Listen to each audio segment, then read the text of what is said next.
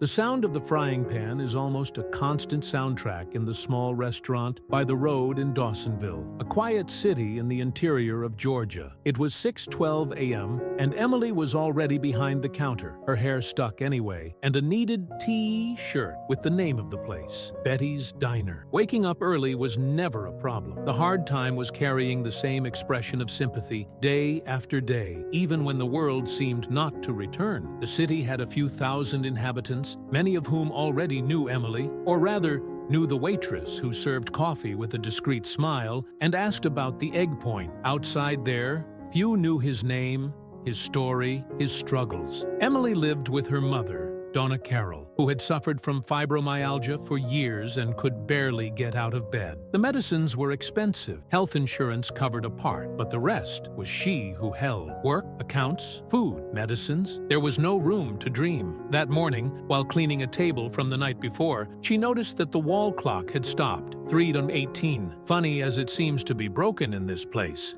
he thought. "Good morning, said Sandra, the usual cook, while throwing a pancake tray on the plate. "Good morning. Today is lightly light. Every Tuesday there is, right? Only retirees and truckers appear." Emily smiled sideways and returned to the hall. It was that. Life did not hurt hard, but it didn't thrill either. It was just warm. Around 9 a.m., the restaurant door opened, and she heard that sharp sound from the old Cinatina. A couple entered, a woman about 50 years old, thick glasses, pushing a wheelchair. In the seat, a boy. It should be about 10 years old, skinny, with light brown hair, too small observing eyes for someone so small. He wore an orthopedic vest and had a rigid closed hand. Emily approached her block. "Good morning. They can sit where they want," he said, with that tone of automatic sympathy, but his eyes focused on the boy. The caregiver smiled back, shy. They chose a table near the window. The boy was silent, but his eyes did not go out of Emily. She noticed and then bent down, staying at him. "Hi, do you like pancake or waffle more?" The boy took a while to answer. His lips moved with effort. "Pancake with strawberry. Good choice. I like it too. Want with syrup or just fruit?" He pointed his finger slowly, as if each movement was a challenge. "Syrup, but just a little." Emily smiled, a genuine smile, which she didn't even realize. Closed. "Pancake with strawberry and moderate syrup. I will be back in a moment." The caregiver, named Margaret, thanked him in silence. As Emily was preparing the request, she watched the boy from afar. He had a different way. It wasn't just the disability, it was the look. Attentive, intelligent, deep. A look of those who had seen a lot. When he returned to the table,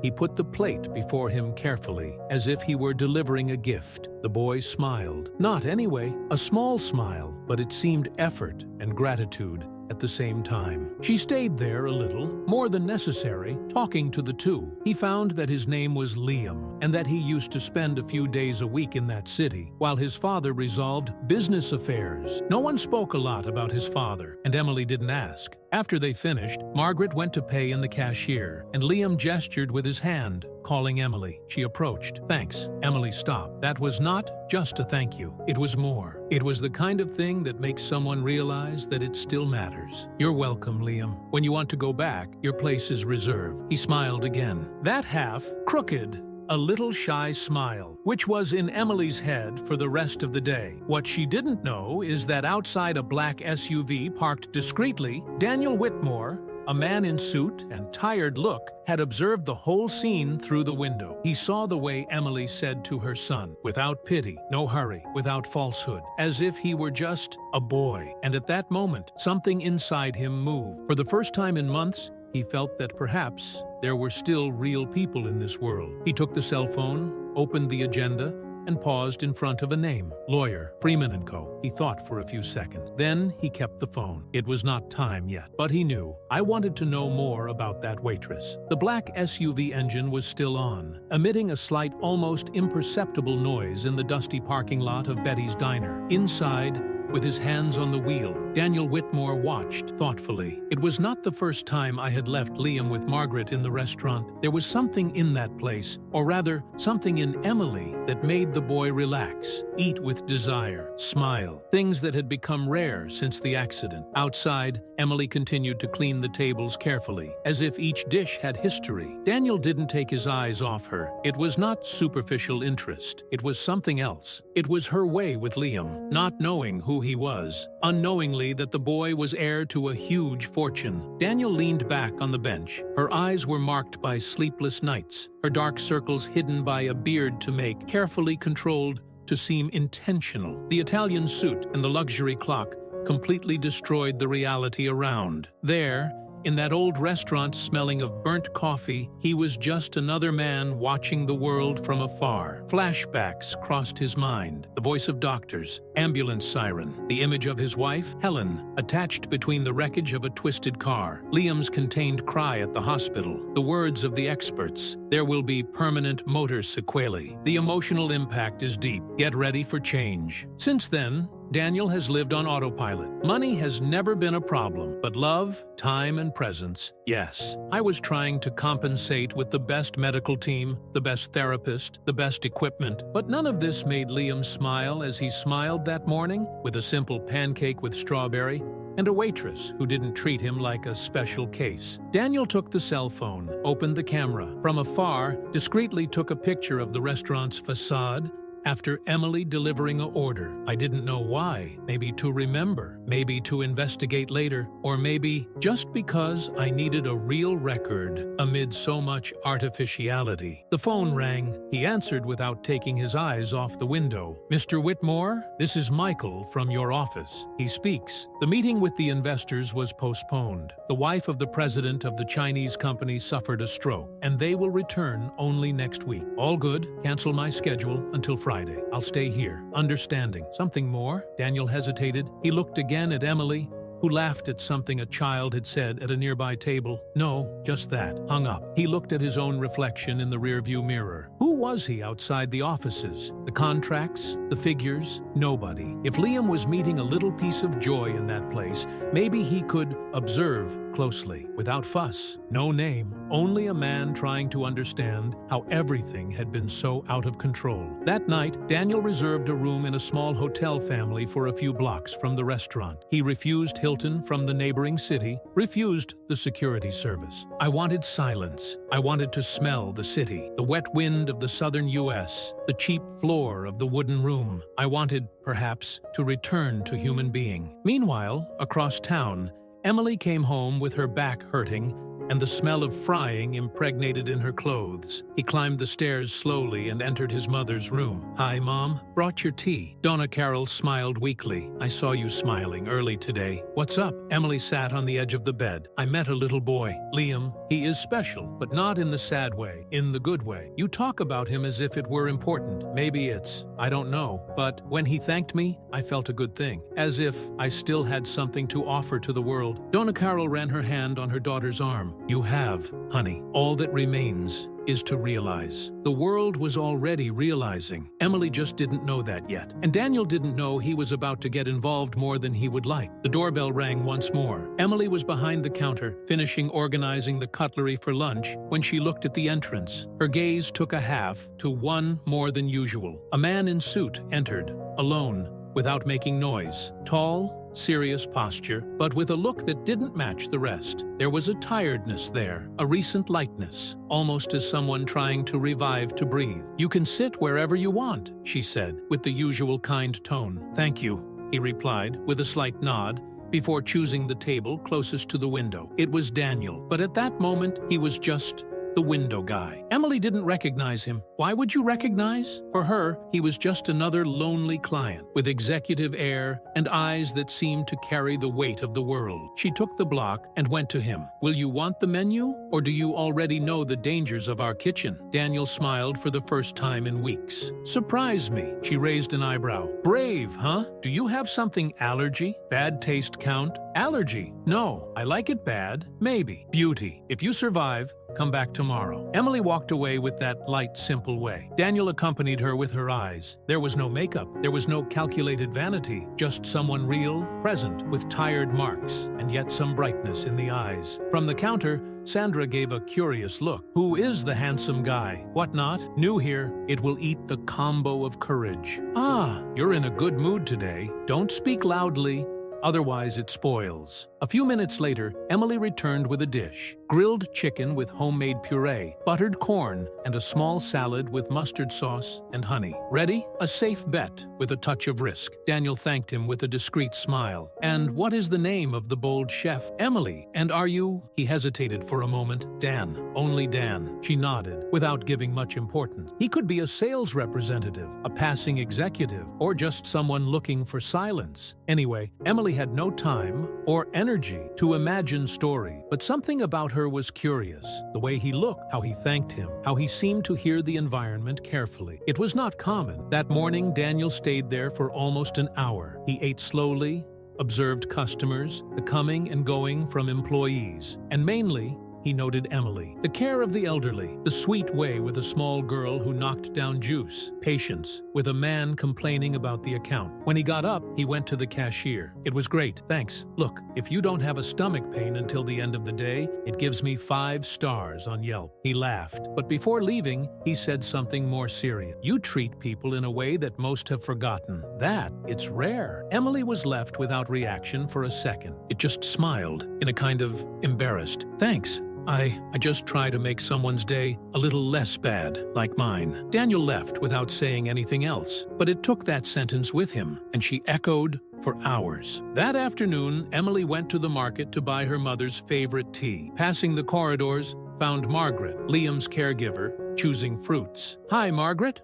All good? Hey, my dear. Yes, everything. Liam asked you today. I wanted to go back to the restaurant, but his father went out for a meeting. Emily smiled, knowing that it had been remembered by a little boy. It made his day worth it. Tell him that I'm keeping pancakes with strawberry for the next visit. It can leave. He liked you a lot, you know? Emily looked down, modest. I liked him too. There is something in him strong, intense. He doesn't need pity, needs space. Margaret nodded, thrilled. Few people understand that. You understood. They said goodbye, and Emily returned home with restless thoughts. Who was Liam's father, after all? Why did you never appear? Was he cold? Distant? Little did she know that he had not only appeared, but was already closer than she imagined. The next morning, the sky was gray, and the damp air carried the smell of wet earth. It was one of those Thursdays that looked like Saturday, where time was slower and the noise of the city almost disappeared. Emily arrived at the restaurant before 7 a.m. I had slept badly, not knowing the exact reason. Perhaps it was the accumulated tiredness. Maybe it was the memory of Dan, that new, strange, and kind client who praised her in a way she hadn't listened for a long time. Or maybe it was just missing the little Liam. It didn't take long for the door to open again, and the same sound from the bell echo in the almost empty environment. Emily looked up. Liam. It came in with the help of Margaret, but this time there was more. Daniel was together, without a suit, wearing a navy blue polo shirt and dark jeans. Simpler, closer, and for the first time, she saw him as a father, not just as a lonely man. Good morning, Emily, said Margaret with that quiet smile. Good morning. Hey, Liam, I kept back pancakes with strawberry, see? The boy smiled. He did not answer immediately, but his eyes shone. He made a slight movement with his head, an almost imperceptible yes. Daniel remained standing for a moment. Does that combo of courage still serve? He asked, with a slight smile on his lip. Emily laughed. Only a term of responsibility is signed. Table of the usual? Of course. They sat together, Liam between the two adults. Margaret stood in the car. Daniel had asked for privacy that morning. I wanted to look up close. He wanted Liam to choose his space, his words, without the filter of a caregiver. Emily brought the menu, even knowing that they would ask the same. Liam, today we have a special bonus. Pancake with face smiling made from fruits. Accepted? He lifted his thumb slowly. Happy face, equal to Emily. Daniel looked at her son and then surprised by the comment. He doesn't usually talk to new people so much. Emily just smiled. He's not like the others. He feels when he is seen. Most just look. Daniel looked at the waitress for a few seconds. That resonated with him with an unexpected force. She returned to the kitchen, leaving them both at the table. Liam played with the napkin, bending it strangely, as if he wanted to make a paper plane, but with limited movements. You really liked her, huh? Said Daniel softly. Liam answered with a word, true. Daniel swallowed dry. When Emily returned with her dishes, the mood on the table was light. She placed the plate in front of Liam, who smiled with the face-shaped pancake. Daniel received his combo of courage, this time with an extra portion of puree. "I thought you needed a reinforcement today," the climate asks. "Do you always read people like that? Only when they are not trying to hide so much." He laughed. For the first time, a more open, sincere laugh. It was not flirting. It was not a game. It was just a connection. Simple and rare. They talked more about food, old music, childhood inside. Daniel did not reveal much, but let it out that came from Atlanta. Emily spoke little about herself, but enough for Daniel to understand that she carried the world on her back and didn't complain. At the end of the meal, while Liam licked the molasses of syrup, Daniel got up and went to the cashier. "I can ask a question?" he said as he delivered the money. "You can try. What would you do if anyone said your life will change completely?" Emily was serious. He thought for a few seconds. "I would probably think it's a blow or prank. What if it was true? Then I was going to ask to change slowly. There is already too much changing fast around here." Daniel nodded. He kept his wallet and looked at her with a mix of admiration and doubt. It was divided. Part of him wanted to tell everything. Who it was, why was there, what I saw in it, but something was holding him. Fear, maybe, or respect. On the way out, Liam made a point of embracing Emily. It was clumsy, shy, but true. She bent down, thrilled. "See you soon, champion, and next time, maybe you don't teach me how to make napkin plain." He waved. Daniel watched from afar, and for the first time in a long time, he felt that the future could be something good, even if it was still uncertain. The restaurant was fuller than usual for a Friday morning. The weekend movement was already starting to signal. Emily moved from table to table,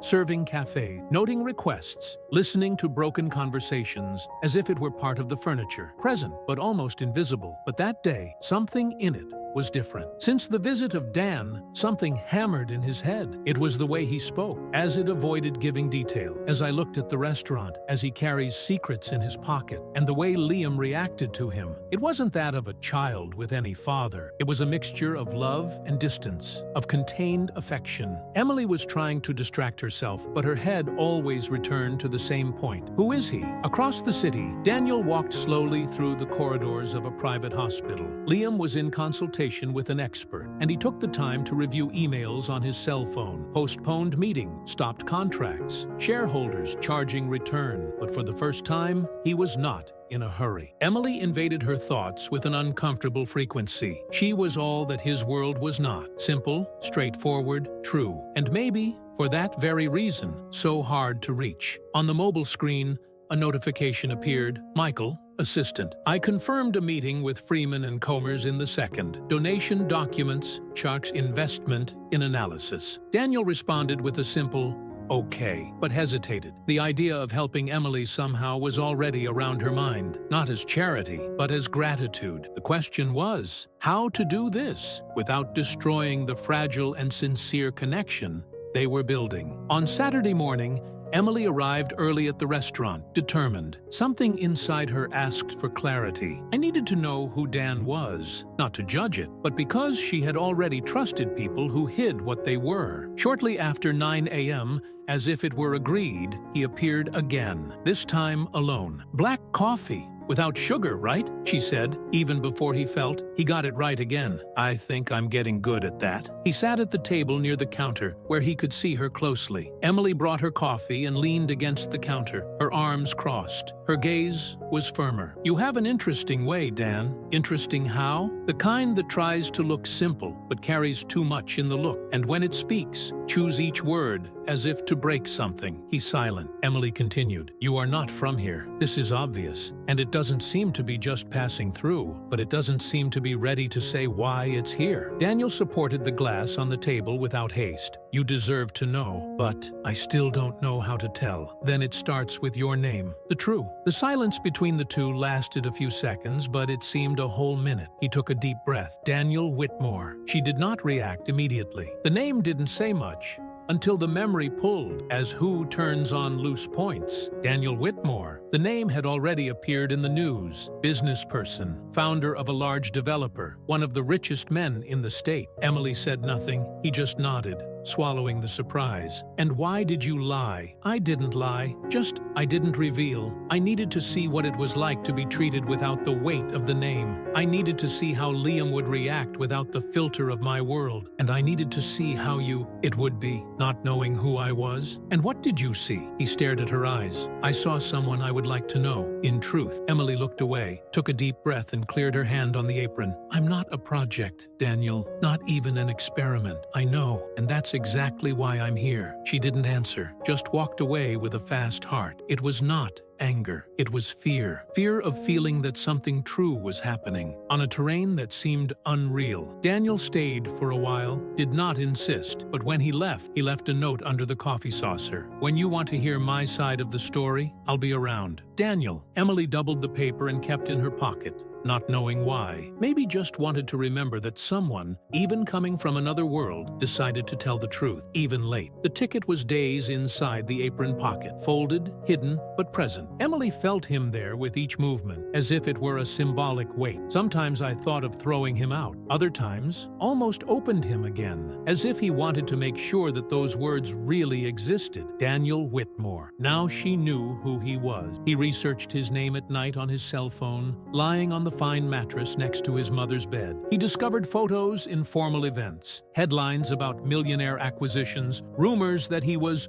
cold, calculating, genius in business. A man from another planet, a planet where she didn't even know where to start. But he also saw something else. Articles on the accident, old photos of the deceased wife, a footnote saying that the son has been in intensive rehabilitation ever since. Liam, that sweet, observant child who connected with her effortlessly. She didn't know if she was angry with Daniel for not counting, or admired the silent way he was trying to reconnect with his son, and perhaps with the world. On Wednesday, Daniel appeared again, but this time he was outside, standing on the sidewalk, hoping she would leave the restaurant at the break. Emily saw him from the window. He took a deep breath and left. "I read your ticket, I imagined." She crossed her arms, leaning on the doorway. The wind blew light, and there was a smell of grass cut into the air. "You know what you did. It may seem manipulation, right?" "Yes, but it wasn't. I didn't want you to see my money. I wanted you to see me. And now that I saw, what do you want?" Daniel hesitated. Honesty was uncomfortable, but he needed her. "I want to talk. No masks.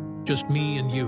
No millionaire. No waitress, only Daniel and Emily." She bit her lip, thoughtful. Part of her wanted to send him away. Another part, the hardest, wanted to believe that something good could get out of there. "Okay, but if you lie again, I'll know." Closed. They walked together to a wooden bench behind the restaurant, where employees smoked or rested between the shifts. There, sitting side by side, he started counting. "I got lost after the accident. Everything I believed became dust. Business, goals, everything was meaningless. Liam, he was what held me, but I didn't know how to get close to him. And then you started to let him come to the restaurant," Margaret suggested. "He said he smiled when he ate here. Then he told you about you, the way he treated him, how it made him feel normal. I wanted to see with my own eyes." Emily was silent. "And when did you see me? What did you think?" "I thought you were all that money doesn't buy. Attention, true, human warmth. I thought it had been a long time since I found someone like that." She turned her face, trying to contain the tears. It wasn't just about Daniel. It was about everything. The difficult life, the feeling of never being seen, always give and never receive. "I'm just a woman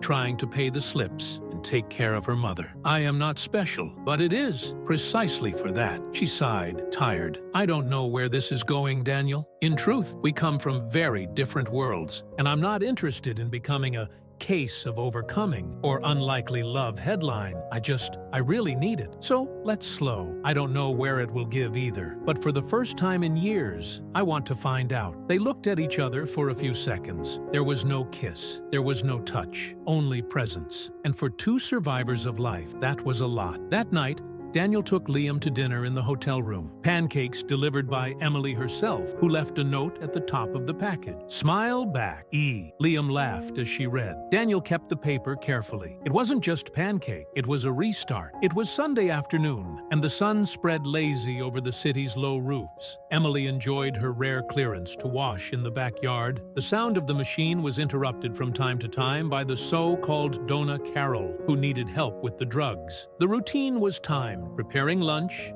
separating the pills, checking the mother's pressure, sweeping the porch, putting water to the neighbor's cats, and, at the end of the day, trying to remember that it still existed. Emily did not know that Daniel, right now, watched her from afar. Across the street, inside the car, stopped discreetly behind a truck. He hesitated. I was there at her invitation, days before, when she said without thinking, "If you want to see how real life works, you spend at home one day. Just don't notice the mess." It was supposed to be a loose phrase, a quasi-default, but he took it seriously. He got out of the car and approached slowly. Emily saw him through the ranging wooden gate. "You really came. Did you doubt?" "Yes." She opened the gate and gestured with her head. "Enter, but without a businessman pose. Here it's beaten floor, okay?" He smiled. He took off his luxury clock discreetly and kept in his pocket, an attempt to respect the environment, even minimal. The house was simple, smelling of soap powder and hot tea. The paint peeled in some corners, the softened couch and the old furniture told a story that money no covered. Donna Carroll was sitting in the room armchair, wrapped in a blanket. "Mom, this is Daniel." "Pleasure, lady." "What? Is Liam's father?" asked Donna Carroll, with that raw sincerity of those who no longer have patience for rodeos. "Yes, I am." "You're lucky. The boy is special, but you need you whole, not only present, whole." Daniel nodded, surprised by the frankness. Emily took him to the kitchen, where the rice was still steaming in the pan. He offered to help, and she, a little skeptical, passed an onion and a knife. "Have you ever cut onion in your life?" Daniel Whitmore, cut finger count. Yes. Between laughs, silences, and makeshift lunch, Daniel began to really see, what was Emily's life. The pressure of the slips, adaptation to mother's illness, the scarcity of time, of resources, rest. But he also saw something else. Dignity. She didn't complain. It asked for nothing. It was not made of a victim. It was as if to say, without saying, "This is what I have, and I realize." After lunch, the two sat on the porch. The sun hit the wall. "I can ask a question?" he said. "He can. But if it's about why I've never left here, I warn that the answer is complex." "Not that. I just wanted to know. If I said I can help you with everything, with the house, the medicines, your mother, would you accept?" Emily was silent for a long time. "If you had asked me that 2 months ago, maybe I said yes, without thinking. But now, I don't know. Why? Because I don't want to confuse help with debt, no gratitude with dependence. And also, because part of me thinks that if I accept, we stop being two worlds that met and turns just one trying to save the other." Daniel understood, and for the first time, he felt the limit of money. It was not about buying, donating, playing. It was about deserving being there with her. And that, he knew, would have to conquer from scratch. "So, I'll just be here, without offering anything. Only being. Could it be?" "He can." They stayed there,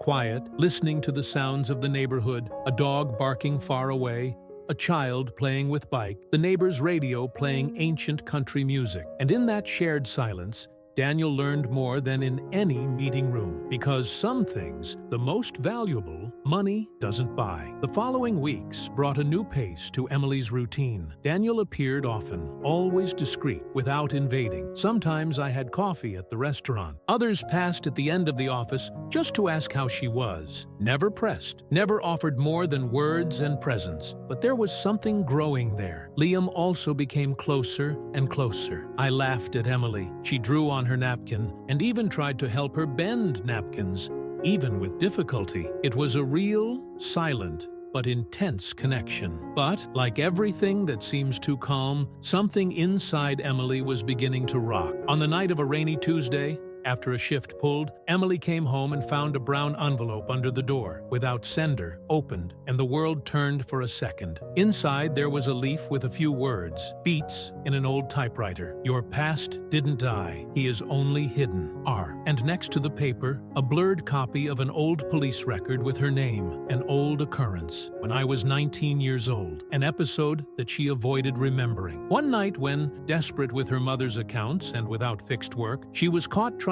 to get out of a supermarket with unpaid items. She never was arrested, made agreement, paid what I should. It was clean on paper, but never cleaned inside it. Emily felt her body tremble. That was buried for years. Almost no one knew. And now it was back. She sat on the floor of the living room, with the envelope on her lap, feeling her breath fails. Who sent that? Why? Fair now? The next morning, she did not appear in the restaurant. Sandra called, worried. Emily just said she had a headache. Daniel, who would go to see Liam and have the usual coffee, was surprised. Emily missed? Yeah, and look, she doesn't do that. Only if the thing is really ugly. Daniel was restless. He took the cell phone and sent a message. Is everything okay? If you need silence or company, I'm around. No answer. Emily spent all day locked in her room, rereading her ticket, staring at her past, as if she was facing a cracked mirror. The shame squeezed. The fear, too. More than that, the insecurity that Daniel,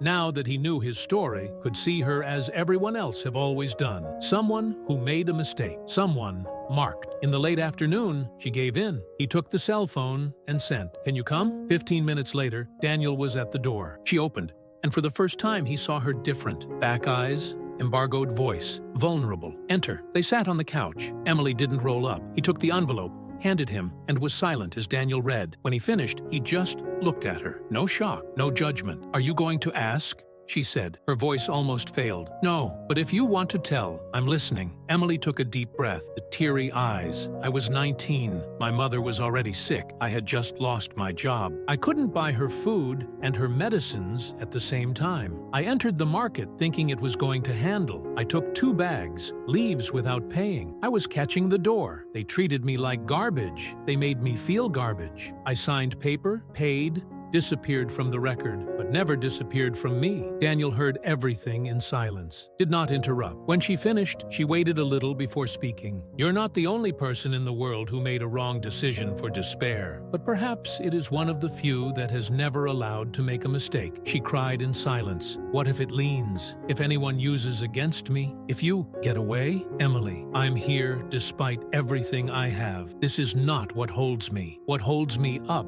is you, your truth, your strength, your courage to show me this now, even with fear." She collapsed there, not for weakness, but for finally feeling that someone saw their whole story and stayed. Daniel hugged her, a long hug without haste. No second intention, only human. "You are not defined by your error, but for everything he did after him." And at that moment, Emily understood. Scars are not ashamed. They are marks of survival. The noise of the cups hitting the counter no longer had the same quiet pace as always. At Betty's diner, the looks were longer, the most frequent whispers, and the smiles more contained. On Monday morning, when Emily arrived to work, she felt the different mood in the air. She knew that kind of silence, which precedes the judgment, which precedes the label. Sandra, the cook, was straightforward, as always. "In before you hear it. Someone posted a picture of you with that roll of the police record in the city group on Facebook. It's already running." Emily froze. "What did you post?" "Such an anonymous denunciation. They said you have dirty past, which deceived a famous businessman and is taking advantage of an emotionally vulnerable millionaire." My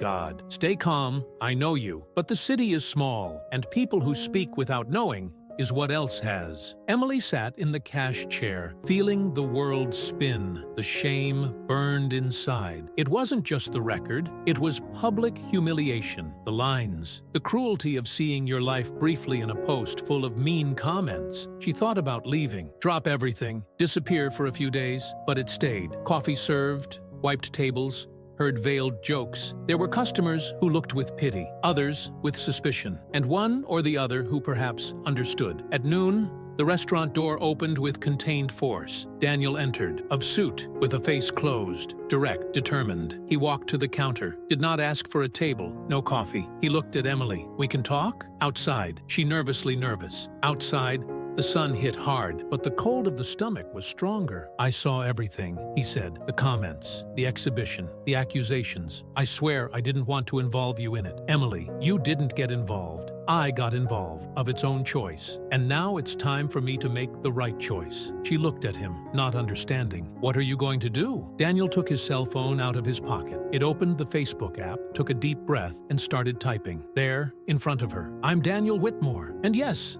I'm involved with Emily, the woman you are trying to destroy with cheap words. Yes, she made a mistake for years. A mistake he paid, faced, surpassed. And that's precisely why I approached. Because there is nothing more admirable than someone who has nothing, but still chooses to be honest, take care of others, and move on without losing humanity. While many here hide behind anonymous profiles, she goes on standing, working, fighting, taking care of the mother. And that's why, with pride, I'm beside her. They can say whatever they want, but no, I know the truth, and the truth never had so much value. He published. Emily was stopped, in shock, the heart beating so loud that it seemed to echo down the street. You didn't need to do that. I needed to. Yes, because you deserve someone to be by your side when the whole city tries to push you down. And because I'm tired of living in a world where only clean deserve love. She tried to hold back the tears, failed. That night, the post already had thousands of reactions. People from outside the city began to comment, people saying, "She deserves respect. Making mistakes is not the end." Pride of this posture. Some residents of the city began to review their lines. Others still resisted, but the tone was another. Emily, for the first time, felt she was no longer alone. Someone was fighting for her, not because I needed to, but because I wanted to. Little Dawsonville woke up differently the next morning. Daniel's post had surpassed the borders of the city. It was a subject in forums, in mothers' groups, in overcoming pages, even on regional news sites. The headline was repeated with variations. Millionaire defends the waitress of the interior after difficult exposure. Emily arrived at the restaurant and found a camera from a local channel at the door. A young and excited reporter with a microphone in hand asked, "Could you give us 2 minutes about what you're feeling, Emily?" She didn't even answer, entered straight, the look on the floor. Sandra, from the counter, murmured, "We become tourist attraction now." This was all missing. Customers also changed. Some came just to see the girl of the news. Others asked for photos. Some wanted to show support. Others just curiosity. And even with good intentions, Emily felt invaded. At lunchtime, Daniel appeared, this time without a tie. Simpler, more affected. "Everything is very fast, right? Very, and a little out of control. If you want, I take the post from the air. I do another. I change the focus. Anything." Emily thought for a moment. "You did that for me, and I thank you. But now, I need to recover the silence." Being only Emily, no, the waitress of the millionaire, Daniel nodded. "I understand, but perhaps this is no longer possible. Maybe not, but I will try." At the end of the day, Emily found an envelope at the restaurant's concierge, this time with sender, Whitmore Foundation. He opened with trembling hands. It was a proposal, an offer to open its own coffee, with financial support from the foundation in the form of social investment, a space for her to play the way she wanted, with freedom, without debt, with transparency. Daniel had not said anything, and at the end of the ticket,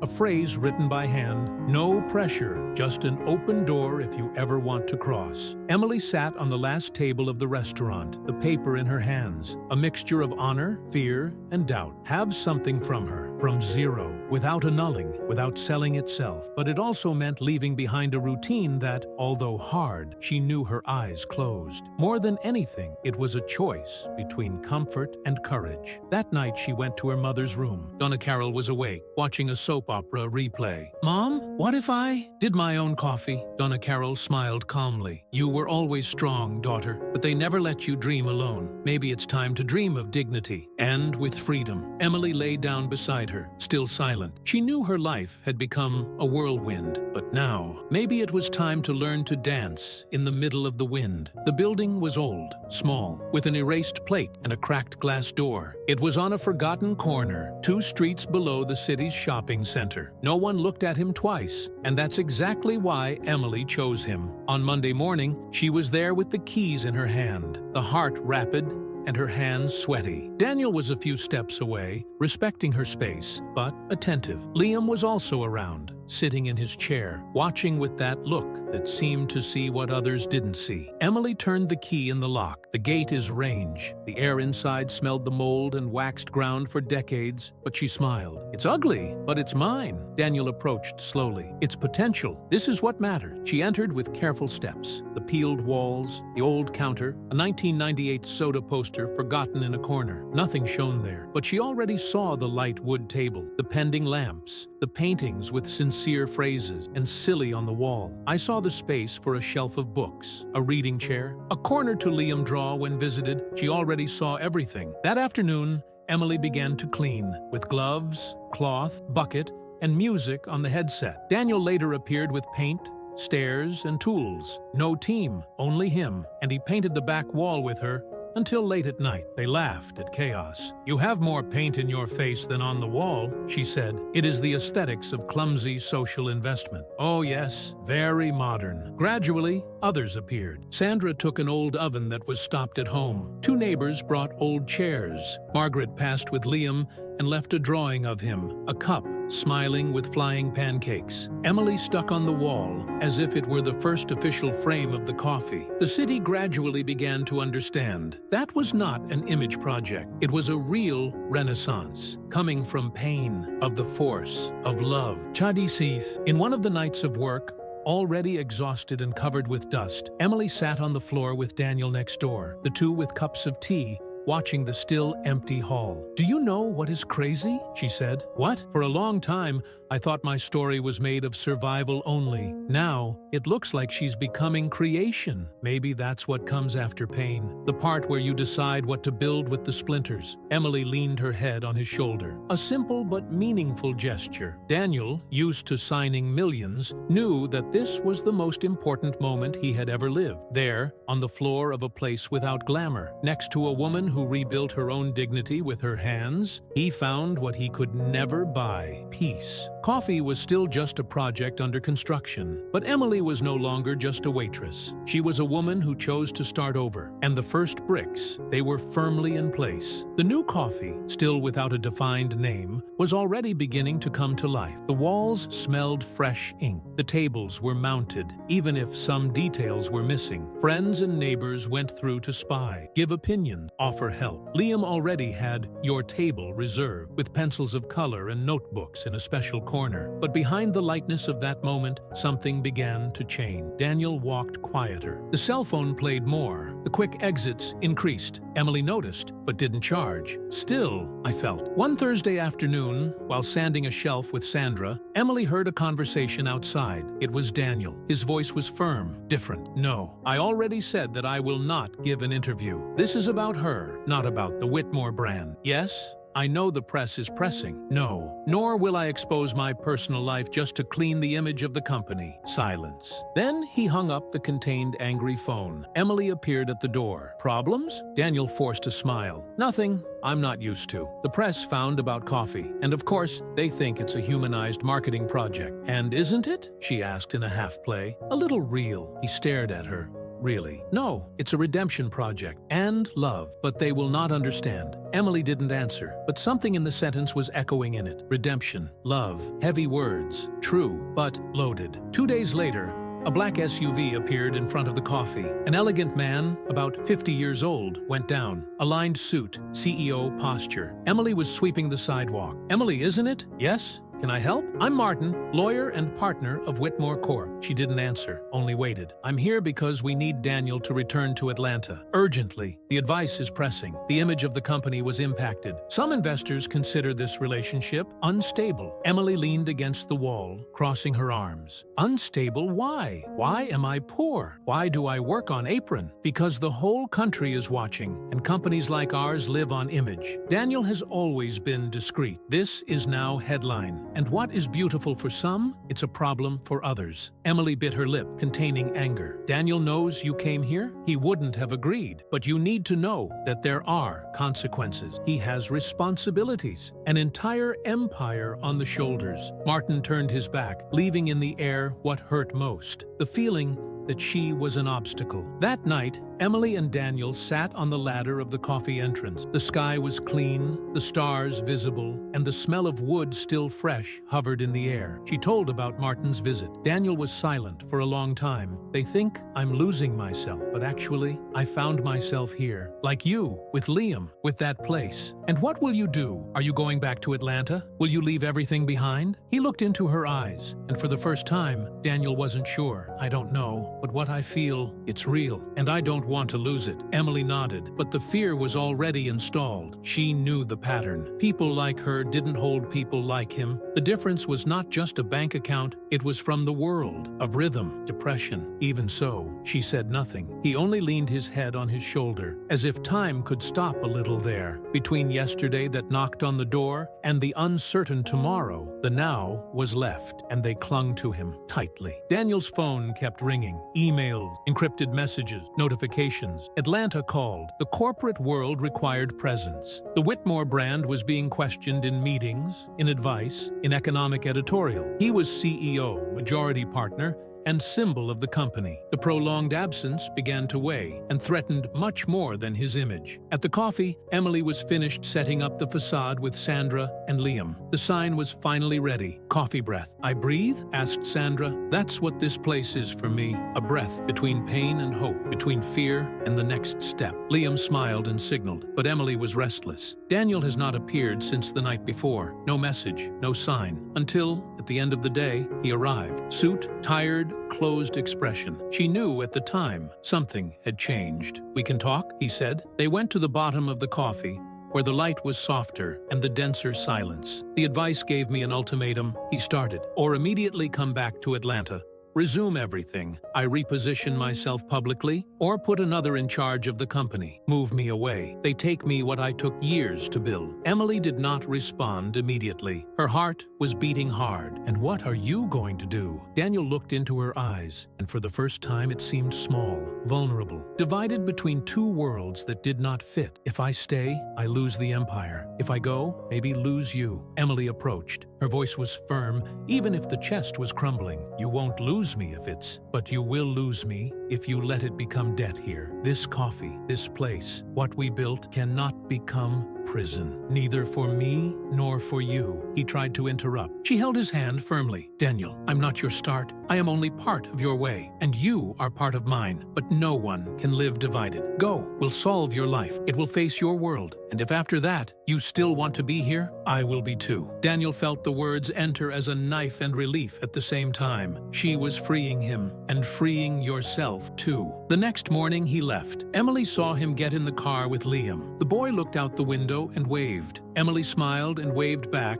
holding her tears. The car turned around the corner, and she stayed there, alone, but standing, with coffee almost done. With a broken chest, yes, but whole in essence. For the first time in her life, she was not expecting to be saved. She was standing in the middle of the storm, and that was stronger than any promise. The sun was born shy that Saturday. The sky carried light clouds, and the air smelled like a new thing. After weeks of dust, ink, sweat, and difficult decisions, Coffee Breathes would finally open its doors. Emily arrived early. He wore a simple, light blue dress, hair tied with a handkerchief, and shaking hands. The coffee plaque shook slightly with the wind, as was announced, silent, that something different was about to start. Inside, the atmosphere smelled the past coffee, new wood, and expectation. The tables were tidy, the first cakes ready at the counter. Sandra straightened the homemade bread and spoke loudly as always, trying to hide her nervousness. "It's too beautiful. This is more than coffee. It is healing." Emily smiled, but her eyes were, from time to time, turned to the door. The heart, though calm on the outside, expected, or maybe resisted, to wait. Liam had sent a design by mail, a cup hugging a heart, without signature, just a short ticket. "We miss home," even without knowing where she is. She kept in the apron pocket, as who holds a reminder that still pulsates. At 9 a.m. in point, the door opened to the public, and the city entered. People who never crossed the neighborhood appeared to see the cafe of the girl who became headline. Some curious, others sincere. Neighbors, old customers of Betty's Diner, even the mayor appeared with a forced smile and a promise of better future for the city. Emily received everyone with kindness and lightness. It served coffee, told Donna Carroll's bread stories, explained every detail of the decoration. She smiled, but inside there was a vague space, a reserved place that only one presence could fill. Daniel didn't show up, not that morning.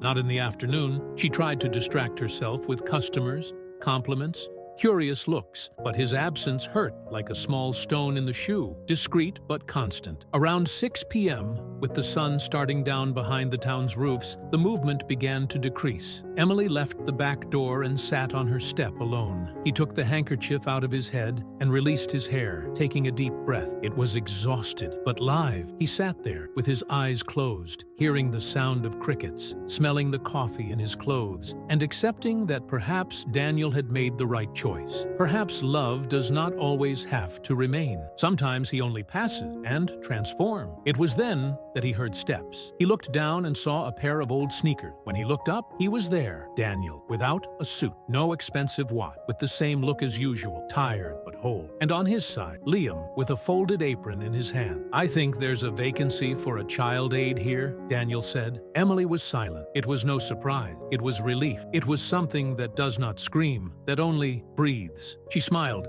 her eyes full of water. "It's late, but there is still time to learn to wash cup." Daniel approached slowly and sat next to her. "Back was necessary, but stay, it's a choice, and I choose it. You, what we build, even if it takes time, even if it is not perfect." Emily leaned her head on his shoulder, again, this time, without fear. And there, at the bottom of the coffee, under the weak light of dusk, three very different people shared the same silence. The kind of silence that only exists when one is exactly where it should be. 2 months had passed since the inauguration of Coffee Breath. The movement was already constant. No more for the sudden fame or the curiosity of the residents, but for the quality of coffee, the aroma of banana bread made by Donna Carroll on colder mornings, the smile that Emily offered to each client as who delivers something the world is forgetting. Time and listening. The city was beginning to look at her in another way, not as the woman of the history of overcoming or the waitress of the millionaire, but as someone who built something with her own hands. Emily now walked with her head held high, not because everything was resolved, far from it, but because she had made a choice. Stay. Daniel was different too. It appeared early, without pomp, with dark circles and coffee in hand. Helping what could, wash dishes, organized spreadsheets, took Liam to school and go back to get shelves. He didn't need to prove anything, and for that very reason, it proved everything. Liam, in turn, was already part of the soul of the place. He won an honorary partner badge, a cup with his printed name, and a favorite chair near the window. Everyone knew that boy with a close look and crooked smile, and everyone, without exception, knew that this place was also his place. On Sunday morning, Emily opened the coffee earlier. The sky was clean, and the light entered the windows still blurred by the cold of the night. He sat at the counter with a hot cup in his hands and a blank notebook. Daniel appeared in silence. He kissed the top of her head and served coffee for herself. "Writing?" he asked. "Trying." "What?" She thought for a moment. Then he answered, without taking his eyes off the page. "About what's left when everything we thought we needed goes away." Daniel smiled. "And what's left?" She turned her face to him. "What is really, which does not disappear when everything collapses, which stands when we even want to fall." He reached out and touched hers delicately. And then, as who ends an unhurried cycle, Emily wrote the first sentence of the notebook. "Some stories don't start where life is easy. They begin where pain squeezes us, where love is doubt, and where fear becomes strength. And sometimes, the place where everything seems to be over, it's exactly where things really start." She closed the notebook, smiled, and served the first coffee of the day.